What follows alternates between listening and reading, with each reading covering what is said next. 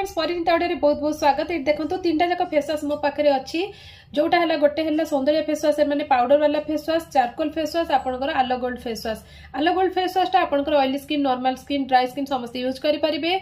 जो charcoal face wash रहा oily skin charcoal face wash बहुत भल आप यूज करूँ।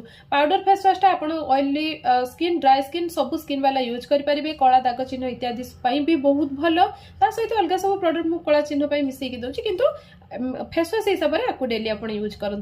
चलते देखा कस्ट को लेकिन आम कथा कस्ट है जहाँ भी प्राइसिंग मोर रही 220 टकर मुझे 100 ग्राम आपंकर पाउडर फेस वाश भी 100 ग्राम आसीज जो दुईटा फेस वाश रहा एटा भी 100 ml आपन को 220 टकर आसीज। आमाजन में भल भल ब्रांड सहित आप कंपेयर करके देखिपारे आप भल जो आमर कौन ऑर्गेनिक वाला जो भी ब्रांड रही मामार्थ हो अलग जहाँ भी आप जो मान ऑर्गेनिक भावुन से कंपेयर करूँ आप जानीपारे बेस्ट प्रोडक्ट यहाँ जल्दी ऑर्डर करूँ स्क्रीन रे नंबर देछि।